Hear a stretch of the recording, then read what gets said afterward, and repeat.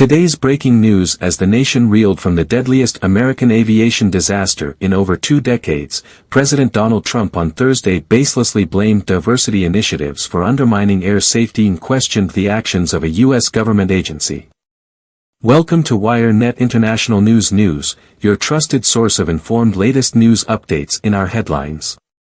Today, Trump blames diversity hiring as the investigation into a deadly DC plane crash begins. Subscribe to Wirenet International News for more stories that concern people worldwide. Remember to like, share, and comment. A commercial airliner and an Army helicopter pilot collided in midair. The crash, which happened Wednesday evening as a plane from Wichita, Kansas, was landing at Washington Reagan National Airport, is thought to have killed 67 people. First responders were still trying to recover bodies from the Potomac River, and the federal investigation was only getting started when Trump spoke. The causes of the collision have not yet been officially determined by authorities, and Trump himself said it was premature to make any judgments while urging the nation to offer prayers for the victims. However, at a time when Americans typically turn to the presidency for solace, certainty, and facts, he swiftly moved to engage in political attacks and speculation. From the White House briefing room, the Republican president stated, "Some really bad things happened and some things that shouldn't have happened."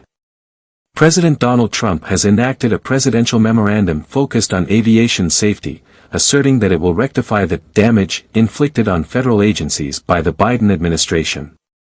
He reiterated his belief that incompetence may have contributed to the recent crash. "We seek the most capable individuals," Trump stated.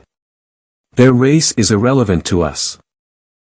When inquired about a potential visit to the crash site, Trump indicated he would prefer to meet with the victims' families instead. "What is the site? The water? Are you suggesting I go swimming?" he remarked. The Federal Aviation Administration's FAA initiatives regarding diversity are not a recent development.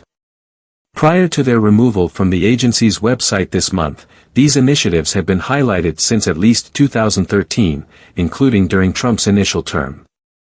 Similar language regarding the recruitment of candidates with disabilities was present during both Biden's administration and Trump's first term, as evidenced by records from the Internet Archive. Former FAA Administrator Michael Whitaker addressed claims that the agency was favoring diversity over qualifications last year, clarifying that while the FAA aims to attract qualified candidates from diverse backgrounds, all candidates must meet rigorous qualifications that vary by position.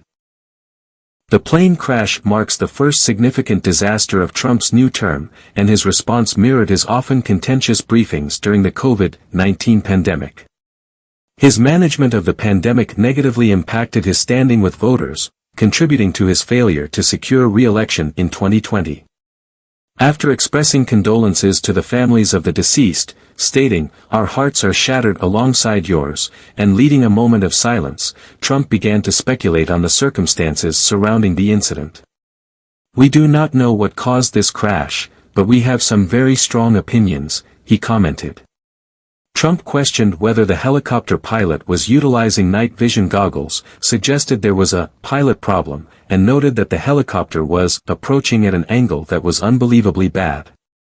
He also expressed confusion as to why the Army pilot did not alter the flight path. For more breaking news and stories that matters, remember to subscribe to Wirenet International News for more stories that connects you to the world.